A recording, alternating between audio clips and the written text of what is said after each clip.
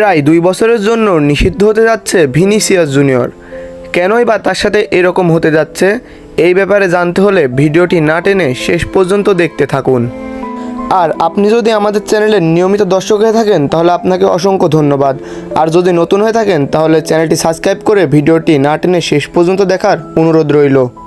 Brazil এবং Real মাদ্রিদের তারকা ফুটবলার ভিনিসিয়াস জুনিয়রের পেশাদার কার্যক্রম নিয়ে তদন্ত শুরু করেছে ফুটবলের সবথেকে নিয়ন্ত্রণ সংস্থা ফিফা।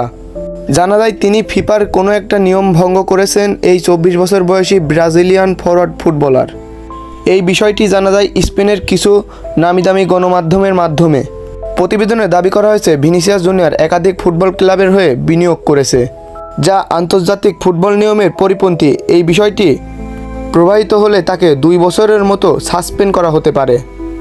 ভিনিসিয়াসের বিরুদ্ধে এই বিষয়টি দাবি করেছেন টিবেডিস হোল্ডিং নামে ব্রাজিলিয়ান একটি প্রতিষ্ঠান। তাদের দাবি ভিনিসিয়াস ফিফার নিয়ম ভঙ্গ করেছেন, কারণ সেখানে স্পষ্ট লেখা আছে কোনো পেশাদার ফুটবলার একাধিক ক্লাবের মালিক হতে পারে না। এই বিষয়টি হয়তো আপনারা নিজেও জানেন। ভিনিসিয়াস জুনিয়র পর্তুগাল এবং ব্রাজিলিয়ান কিছু ক্লাবের মালিকানার সাথে জড়িত রয়েছেন। আমার জানা মতে সে যদি 2 বছরের জন্য ফুটবল থেকে সাসপেন্ড নাও পায় তাহলে তাকে বড় অঙ্কের কিছু জরিমানা গ্রহণ করতে হবে। আপনাদের কি মনে হয়, সে কি 2 বছরের জন্য সাসপেন্ড হবে নাকি বড় অঙ্কের জরিমানা গ্রহণ করতে হবে? তাকে কমেন্ট করে জানাতে পারেন।